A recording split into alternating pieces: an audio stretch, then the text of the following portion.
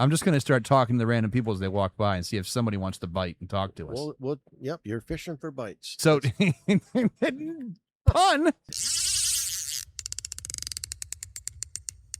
Time for the Angler Within podcast with Roy Bilby.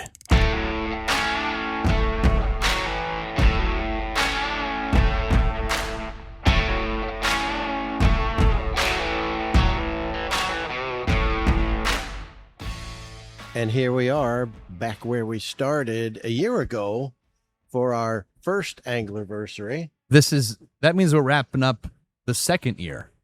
We are kicking off year number 3 of the Angler Within podcast, and we're doing it in style once again With a huge crowd. Yeah, at the Bass Pro Shops in Utica, New York, which is fitting because that's where I started with Bass Pro Shops 9 years ago as a local pro staff. After doing it 5 years, it got noticed by the folks in Missouri who offered me a regional position, and now I'm all over the Northeast in a number of different Bass Pro Shops locations doing what I do, fishing the aquariums and not getting arrested. So I was just admiring the sign that says no swimming, diving, or wading. And there's one on top that says no fishing, but well, you get to break that one. Yeah, I get to break that rule. I have a license. I am a huge fan of how many brown trout are big brown trout. I don't think they were there last year when we came, or they just got bigger. One or the other. Are they new ones in there? These giant hook jaws that are in there now? I've seen them. They have them in different tanks. I know Bridgeport has them. Auburn has them. The only tank I fished that does not have them so far is the new one, right? The new one in Clifton Park. But they've always been here. But they are in most of the tanks, they are the apex predators. They will, when they feed the fish, they will knock other fish out of the way and get 70% of what they put in there. So when you fish this tank and you're throwing bass lures in, do the trout go after the bass lures just because they're without hesitation territorial? It looks like what they eat too, you know. I put stuff in the tank that looks like what fish eat because that's what I use out in the field. And my job here is to help people catch more fish. So I'm going to show them what I use to catch more fish. You're giving away your secrets. I don't mind doing that because I'm all about helping people catch more fish. And I've just been given more and more opportunities to do that, which I'm very, very blessed. So you're gonna notice you're gonna be hearing a lot of background noise here at Bass Pro. That is the one thing about this episode that drives me crazy as your producer is all the background noise. Someone's rolling some kind of a cart, I think. Can you hear that? Yeah, they're bringing product out onto the floor. We're next to the aquarium, so we've got the aerators and the waterfall going into the water. What we don't have is the background white noise of a lot of people in the store, because when we did this last year, we were fortunate to book it on a Saturday. Today is a Friday. There's like nobody in here. But there will be. Except this guy. He's walking by. Who's that? That's one of the employees. You don't know him? No. Yeah. Okay. New guy. That's fine. I get it. But are those puppets right there in that thing? Are they hanging on? Is that a bass puppet? I believe so. It appears to be a bass puppet. I'm going to have to mess with that during the episode today. Yeah, that is what it looks like. So 2 years into the podcast, Roy, time flew by. Oh, it sure did. Heading into our third year. Do you know this guy? No, I do not. No. How are we doing today? He's a runner. He's a big fan of the Boilermaker. I'm just going to start talking to the random people as they walk by and see if somebody wants to bite and talk to us. Well, yep, you're fishing for bites. So, pun. We got a pun. 2 years in, we got a pun. A good pun. Nice job, Roy. Yeah. What is your favorite part about doing the show? What my favorite part is getting to talk about, it's basically a seminar that goes on the air. And one of my favorite things, both in the seminars and in this podcast, is sharing my experiences that I've been recording for 4 decades and relating those experiences to help other people catch more fish, shortening their learning curve, if you will. It's taken me 40 years to figure this out. And in a 35, 40-minute episode, I'm going to give it to you to shorten your learning curve. And that's the best thing for me. I've always had a passion for fishing. It's always been what drives me. I've always said, it's something that I pursued like my life depended on it, and when it didn't. But it has turned out to open so many doors for me, and I'm grateful for that. But to take what I've learned, when I started doing seminars, I discovered very quickly that not only do I have that passion for fishing and learning more about it every time I go out that drives me, but once I started doing seminars, I discovered an equal passion for disseminating the experience and knowledge I've gained by recording it all for 40 plus years and helping other people catch more fish and shortening their learning curve. The most rewarding thing is when I'm in these Bass Pro Shops locations, time after time, I've had people come up to me and look at the lures I have on the table and say, 2 years ago in such and such a location, you did this. You put this in the tank, and I watched what you did, and I talked to you about it, and I bought a package that day. Man, that is my go-to now. That's all I use, and to have that kind of an impact on people and change the way they approach their fishing and went to, a particular soft black plastic or a particular hard bait because of what they saw me do in a Bass Pro Shop store, and it gave them success and it changed the way they approach their fishing, and they're so excited about it. That for me. Who's that? This is Rebecca. Come on over here. She runs the Tracker Boat dealership. She is a dear friend of mine. We connected years ago when she ran the Sunglass Hut, and Costa was doing a promotion and they wanted me to help move some sunglasses, and that's how Rebecca and I got to know each other. So welcome to the podcast. Hi there, everybody. Do you listen? I have before. You have before? Yeah. All right. Well, nice to meet you. Nice to meet you as well. See, I never know because if some people just only know Roy, but if you listen to the podcast, you know me then. I've heard your voice. You've heard my voice. Yes. Well, now you can have the face to go with the voice. Even better. So, are you selling a lot of boats right now? Oh, we actually are. We're starting to pick up some traffic. We're gaining some traction. A little hesitancy out there in the world and uncertainty of financing, but we are starting to sell some boats. Things are moving. Yeah, that's good. So show your American pride and buy a Tracker boat. That's right. Thank you, guys. Made in America. Thanks for coming on. It's our first guest of the day in our Angler-versary episode. Thank you, Rebecca. Thanks, Rebecca. Got some good stuff in there. We got some fins and goggles. They got everything here. Some flippers. No, she ran the Sunglass Hut, and years ago when I was just a local pro staffer starting in the store, it was like my third year, and the manager said, when you're here today, Sunglass Hut wants you to do a promotion with them on the Costa brand sunglasses, and I'll hook you up with a manager. And they spotted me a $249 pair of sunglasses, and I'm still using. And here's the man. I've got my $249 pair of glasses out in the car that my dog chewed the arms on. Yeah, I know. She's good for that. Yeah. She's good for that. I tried to buy replacement arms for it online, and of course they were closeouts as I got them over at Sierra. Oh. So I couldn't get the arms for him anymore, which is a bummer. Oh man. What are you gonna do? But two things I'm gonna ask you because we got a little bit of sidetracked there when Rebecca came by. Becca or Rebecca? Rebecca. Rebecca, kind of like your wife. Easy for me to remember. Very easy. So here's the question. Do you think that sometimes when people watch your demonstrations in the big tank, is there a chance that it's giving a false sense of confidence to that person? Because in the tank, granted that it's closer to habitat, but they're hungry all the time in there, right? I mean, like they're pretty hungry most of the time. Not necessarily, and that's a misconception because they keep the water in these tanks at 58 degrees, Which is perfect. in most of the store, because they have multiple species in there, and 58 degrees is the correct temperature for the variety of species that they have in there, so that they do not produce eggs, so that they do not get the urge to spawn. So they're just kind of in a constant state of flux. So they don't want any breeding going on in the tank? No. Why? Because it'll overpopulate? Well, then you're going to have all kinds of issues.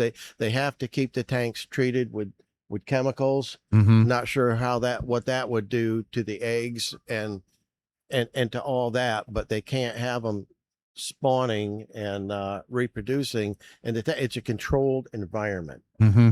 Not only that, but those fish fry hatch, they're going to be gone in seconds. Yeah, In there's some hungry. They'd be chowing down.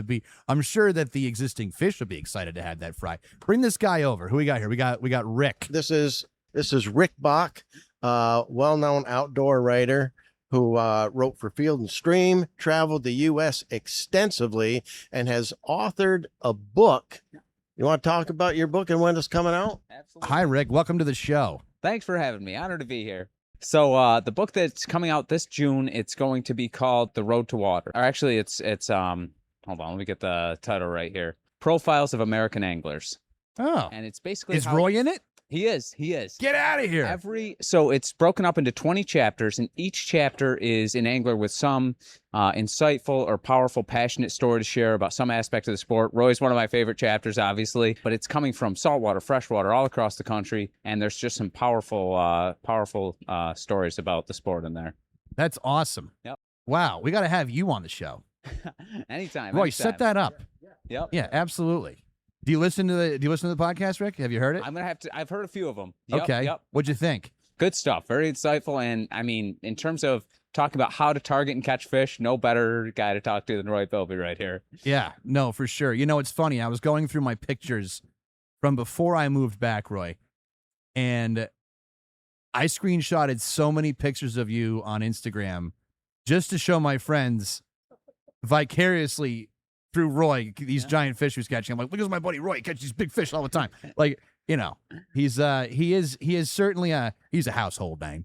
I always tell people the story. I'm like, I went out with Roy. We fished a river. I caught 17 smallmouth bass. I was elated. Roy caught 68. Same tackle, same gear, same lures. Like he's just head 17, you're like stoked, and then he walks up there, cloud nine. It makes it look easy, and he hits you with 68 fish. Taught me a lot. A great But deal he's about humble. the sport. Absolutely. At least he's humble about it. Yep. Can you imagine if he wasn't humble? Oh my God! I can't. Good It Lord. wouldn't be Roy Philby. Oh, there's another one. Oh, look, they're down there. If I wouldn't be able to live with myself.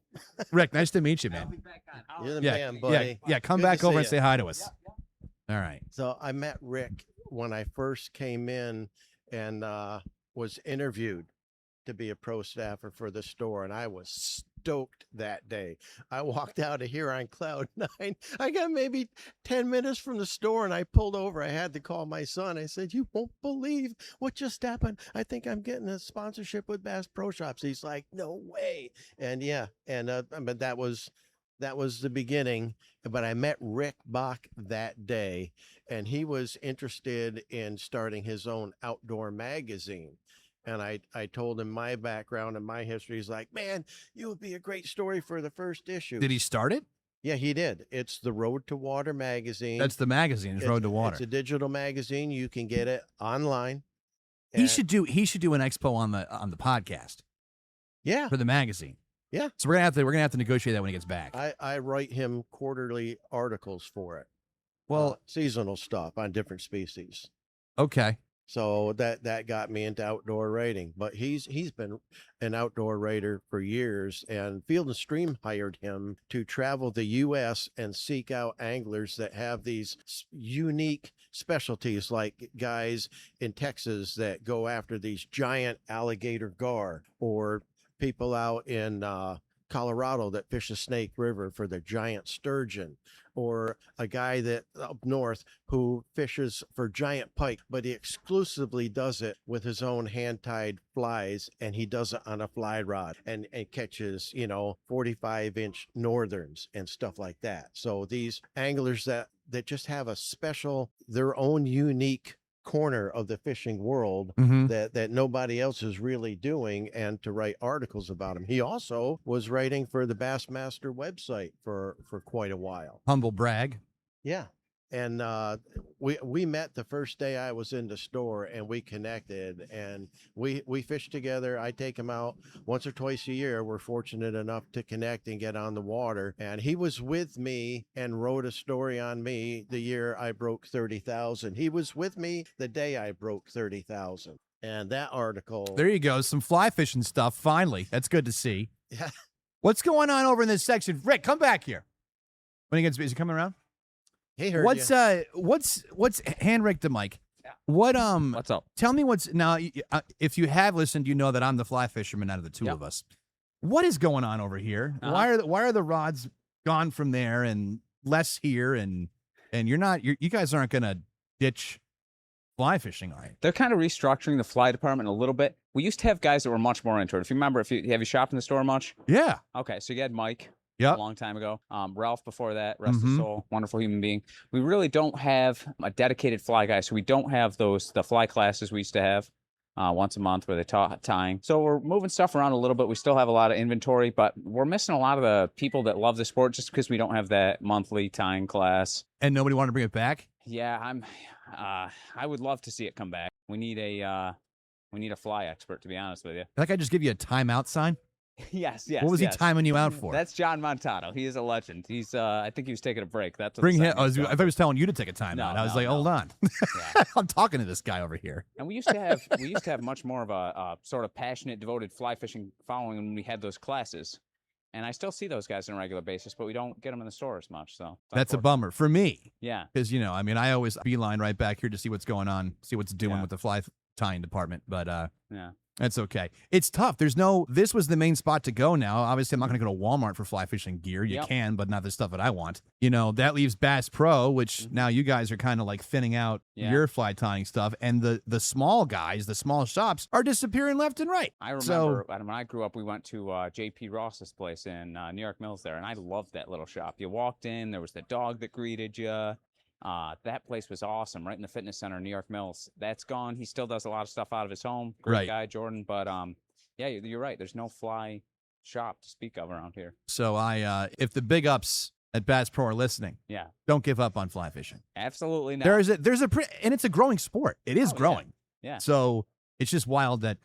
And it makes me sad. There's less stuff in the corner.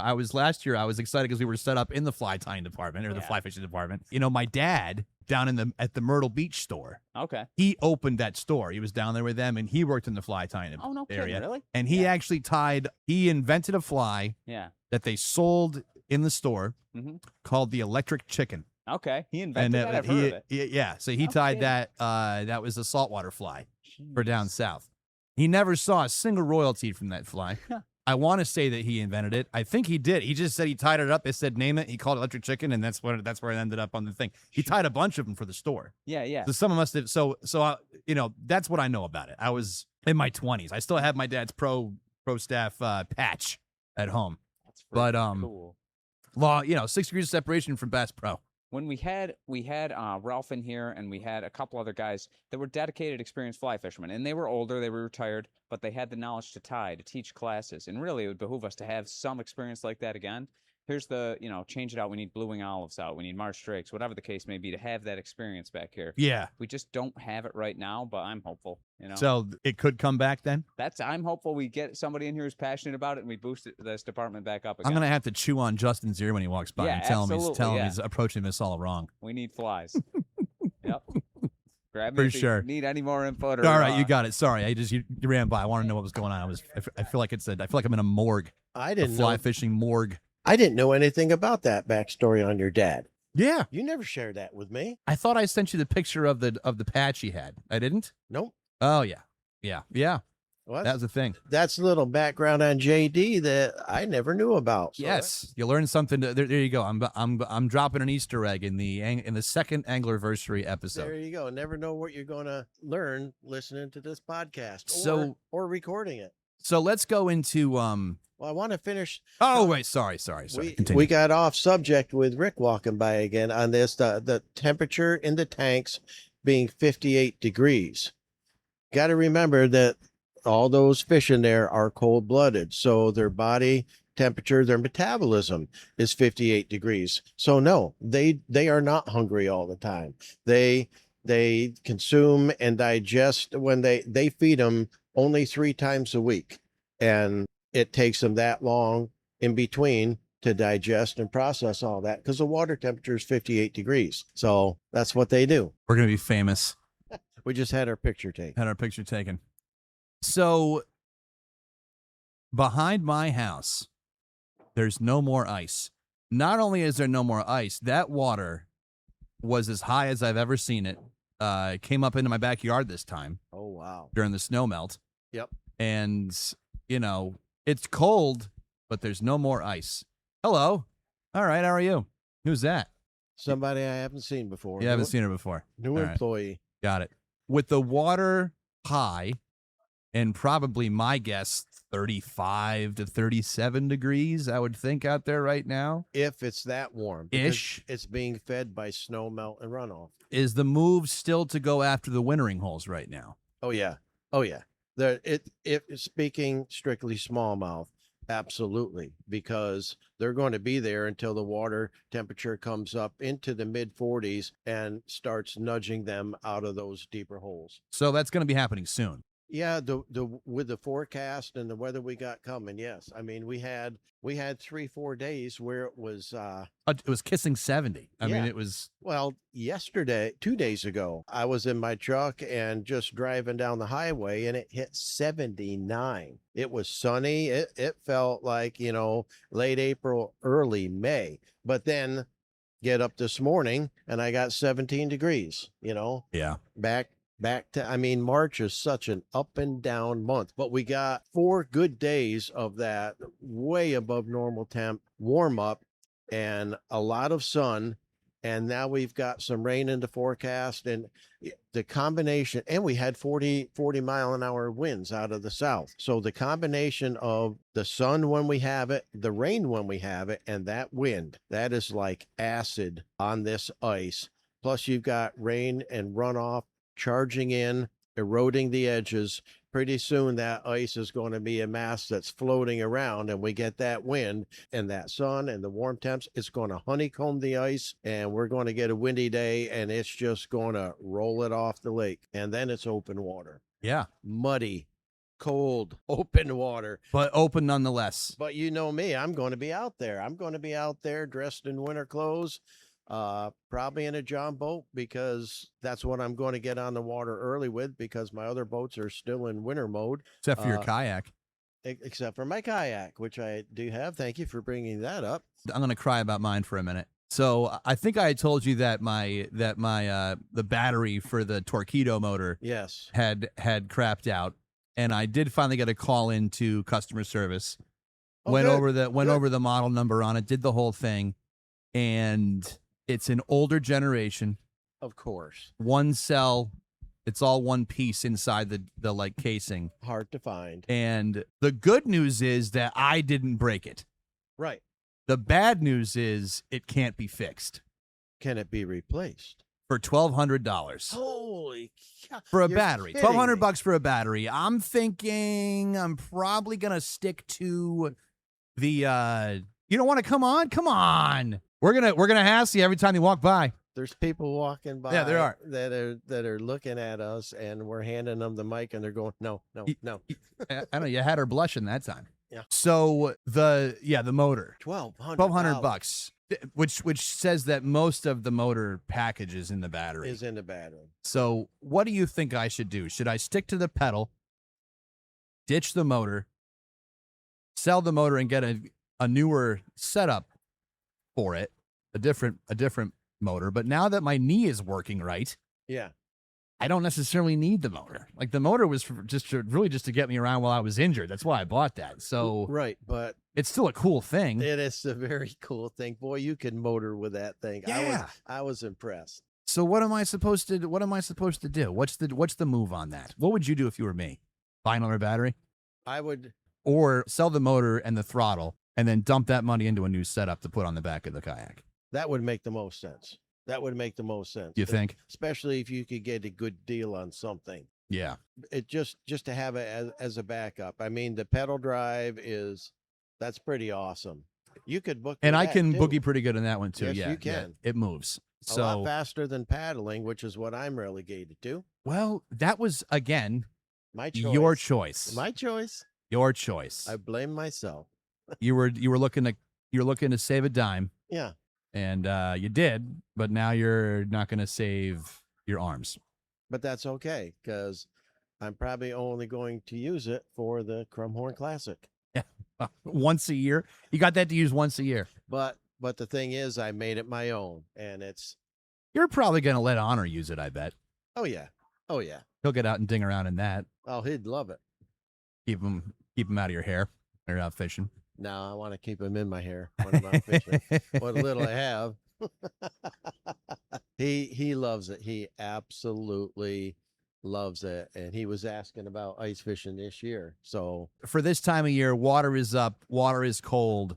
Everyone's itching to throw a line in right. because the ice is gone. We're talking very slow moving bottom baits, right? You're talking football heads Oh yeah. and as Yep. deep as you can go, aren't you? What I do, and like I said, once the ice goes out, there's two species that I focus on. The first one is my beloved yellow perch, and I'm talking 13, 14, 15-inch specimens because I use the Bass Pro Shops 2-inch squirm and shad in green pumpkin pearl hologram and in pearl dace. Those are my two colors. They look like small fatheads. They look like small shiners. They look like what they eat every day. In that 2-inch package, that's a big bait for a perch, so it tends to select for the larger perch that are in any given body of water that you happen to be fishing. I throw them on a 16th ounce jig head,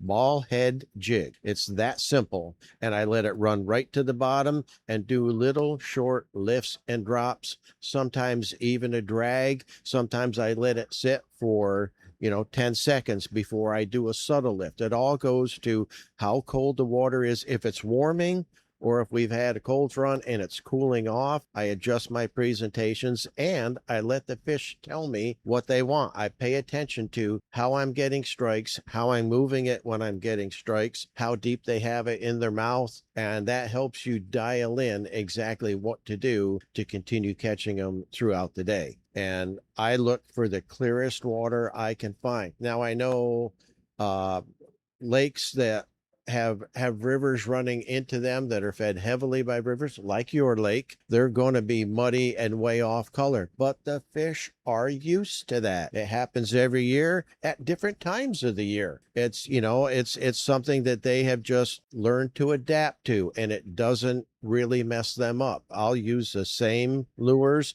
I'll throw in a splash of chartreuse or use something really dark, and it doesn't hamper the bite for me. And a large reason is I have full confidence that if I get it around fish, they're going to bite. It's like any other time. It's about locating where those fish are. As the water clears and warms, they're going to be migrating into those shallow grassy flats to spawn when the water hits between 42, 48 degrees. So, several weeks after ice out, your lake warms up quicker than any lake I fish. And the reason for that is that off-color water. It warms a lot quicker. The perch bite can virtually be done on your lake when it's just kicking up on a lake like Otsego, which is very, very clear, very, very deep, and runs a lot colder and takes a lot longer to warm up. So Silliman Cove is still very iced over. Yeah, that's the last ice to go out on that lake. But in regards to staging perch, getting closer to that 42-degree magic number, 42? Yeah, 42 to 48 degrees. To 48. So what does that mean for staging perch before the ice goes? Because that can still hit 42 degrees and still be iced over, right? I mean, it can still easily be that warm under the ice. 42, there's probably no ice on the lake other than back in Silman's Cove. But the beauty is I find my staging perch out on the main lake by targeting the points. All the points on that. The perch will come out of the deeper water, out of their wintering spots, and they'll use those points as a highway to get back to those grassy coves. But they won't be in the grassy coves until that water hits like 42 degrees. But all through the upper 30s, 40s, they'll be out there and hanging on those points. Who is this? Who All are right. we? Who is this? All right. Bring him over. Bring him over.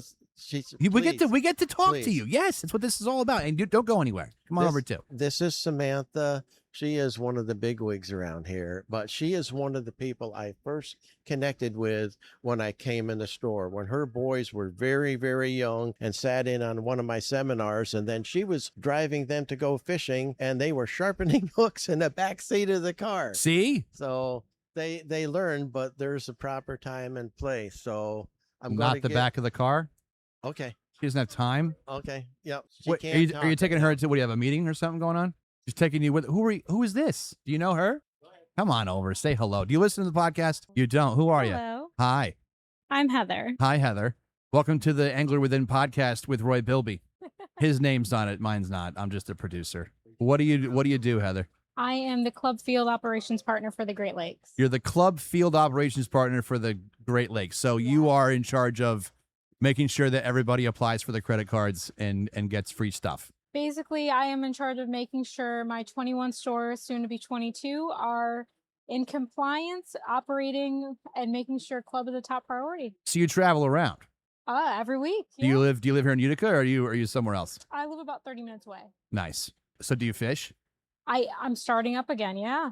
Starting up again. You didn't for a while. I got a little bit busy with work. But since you're around fishing and hunting all the time now, you're like, okay, maybe there's something to this. Yeah, I'm definitely into the fishing. Family's more hunters. Gotcha. They say if you hang around a barbershop long enough, you get a haircut. Pretty much, It's kind of the same thing. My friends are dragging me back into it, yeah. Well, that's good. Good. Sorry, you walked by, you looked at us, therefore we had to pull I you had in. to say hi. Yeah, nice to meet you. Very nice to meet you. Thanks for taking the time to talk with us. I've seen her in the store. That's why I've seen her in Clifton Park and all. She's stalking you. There's a few people that I see, and they're in multiple. I'm like, what are you doing in this store? I thought you worked in this one. They're like, oh no, I bang around to all the different stores. So now I know the rest of the story with Heather. But Sam, The club. Sam is one of the managers here. She covers several departments. And when I first started 9 years ago in this store as a local pro staff, Sam was at that point the events coordinator. So she was the person I went through. And we got to know each other real well. And my contract then was 10 appearances per year to the one store. And so I worked through Sam for every appearance, which is, 10 times a year. We got to know each other really well. But then someone else became the events coordinator because she got bumped up to human resources. And now she's one of the floor managers that covers operations in the store. So she's been here from the beginning and has done very well for herself. And she's just a great friend, and it's always good to see her. I mean, I have multiple stores now, but Utica is my original home. Right. This is your OG spot. Yeah. I want to So- hear more people say they listen to the podcast. Yeah. Well, it's the luck of the draw as people come through. It is the luck of the draw. I was hoping I'll get to watch you sign at least one autograph today. Well, I do have a Sharpie with me. Can you sign my slobber knocker? Yeah. It never ceases to amaze me the people that are too shy to come up and say hello. I just got done in Bridgeport. I was there last weekend, Saturday and Sunday, and I went after doing one of my demos. I mean, they took half the product off my table. Always good crowds there. So I had to go back out on the floor and reload with product for my table. Do you know this guy? This is John. This He's is in John. the fishing department. Beautiful. Let's talk to John for a minute. He works with Rick. Hello, John from fishing. Good morning, gentlemen. How's your Friday going? So far, pretty good. So far, pretty good. What's the hottest item flying off the shelves in fishing right now? If you were to pick one thing that's going out the door like hotcakes, I would just say some of the fishing rods that we have some of the sales on. like trade-ins. Yeah, You can trade in rods. you can trade in rods and reels, and you get discounts on whatever you're purchasing. Is it based on the value of the rod and reel that you bring in? It is. You get a bigger discount, more expensive rods that you buy. What kind of a discount are we talking? Anywhere from $10 to $50, I think. So if you have like a $400 setup you bring in, you get $50 off for You it. might even get more than that. I don't have a coupon with me to look at it, but yeah. Interesting. But if if you get like just something, pull an old rod out of your garage, you get at least $10 for it. They also have a trade on reels. If you do not have a reel, you can purchase one from us for $6, and then you get $20 off of the next one that you buy. Hold on. So you can buy a reel for $6. Yes, and then A go bait buy- caster for $6? Oh, it's a 202. Okay, got it. This is for young people to get But in. they on the counter, so that you can buy one for $6, and then you trade it in and get $20 off. I mean, they're giving you $14 for buying the lure because they take everything that's donated. If it needs to be refurbished, they do that. If it's a brand new one, they take all those and they donate them to charities to get kids fishing. Well, that would make more sense. Like I was going, how does that? Okay, good deal. Gotta love the 202s. They're bulletproof. It's kind of hard to mess those up. Yes, they are. 2024, you came on the team, Yes, sir. but I'm sure you've been fishing since forever. Since I was little, yeah. Right on. Question: do you listen to the podcast? I have not, because I didn't know there was a podcast. Do you listen to podcasts in general? I do listen to podcasts. Check out The Angler Within with Roy Bilby. I will do that. It's a good one. This is our second Angler-versary. Awesome. It's a play on words. Yeah, I will. I need to pick his brains on a lot of fishing. He's good for that. Yeah. Absolutely. John, thanks for hopping on the show for a minute. You have a wonderful day, guys. Thank you guys for being here with us. Appreciate it. So that's what that $50 pin is everybody has on for this. Oh, that's for the club points. Gotcha. Always something going on in here. All kinds of deals during the Bass Pro Shop Spring Fishing Classic. Yeah, beautiful. Well, I don't know. So what should I have if I'm going to go pick something up? You're saying speed shad, no, squirming shad with a 16th ounce head. Yeah, that's what I use. But 2 inch. If it's windy, correct. If it's windy, I'll go to an 1/8 ounce just so I can feel more what it's doing. Here's a fly fisherman. This guy back here, he knows what's going on. He doesn't need to go fishing all the metalhead stuff, looking for things. Are you finding what you need? I need a new fly line. He needs a new fly line. What kind of what's your rod? What do you got? 9'5" weight? 711 with 4-weight. The rod is 2.5 ounces. It's an Orvis. I brought the reel. Oh, there you go. So what do I need here? I need a floating line. You need Wait forward. For floating. Yep, it's right there. I can see it. All the way on the end here. Or I think you should spend a little more money than that. I do. So this is 5, 6. Where's your 4? You could. There you go. Is it the right size? Is it floating? It's floating. Wait forward 4. I think so.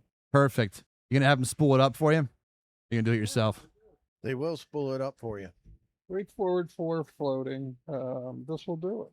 Perfect. So What was the biggest trout you caught last year?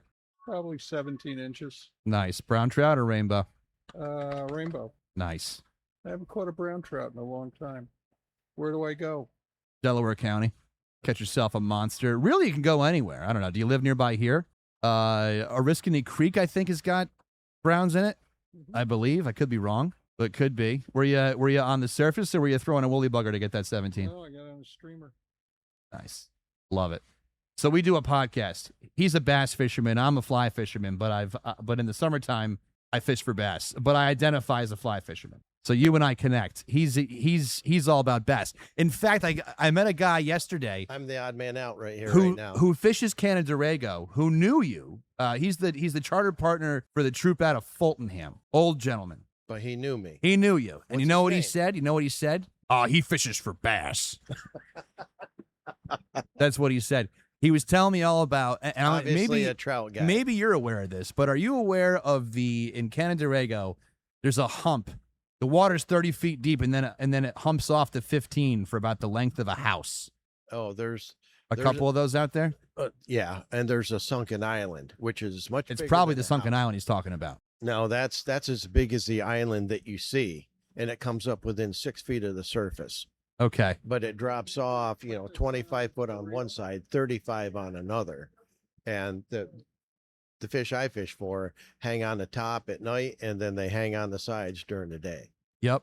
So, but he was telling me all about that spot. He was showing me these walleye that he caught, 20 something inch.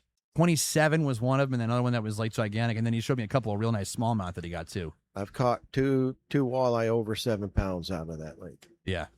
Wild. Yep. I'm hoping to get out there when it's not so windy. Yeah, that lake catches some wind. It does. Some Yeah. wind. Yeah. That was where Matt and I had a chance to go and try the normal way to back the trailer down the ramp Oh, okay. and get the boats off. Yeah. And we didn't make a scene. Yep. First shot. Yep. One shot, one kill. Good. Was okay. So we'll do it again this year. Yep. But well, this has been fun. There's it's been quiet though. Not a whole lot of people to talk to except for the employees. Yeah. And I'm a little disappointed that Mark didn't make it out here. Yeah, well, he was tied up today. He's in the opposite direction, and he said he's not going to get home till about 10 o'clock tonight. He was supposed to get here so we could gang up on you. Yeah, well, you just had plenty of help ganging up on me, so The club. yeah. Bass Pro Club. I'm just harassing her when she walks by Yeah, now. she didn't hear you. She's on the phone. It's all right. Either that or Whatever. she's very efficiently ignoring you. One thing that does happen too. One thing I'm excited about are the hats. The hat game at Bass Pro Shop has gone up a few notches. And you know I'm a hat freak. I love my hats. Oh yeah. And they got some nice ones over there. Some nice flat brim hats now. Some nice flat brim Bass Pro hats. They have a tremendous variety. About darn time.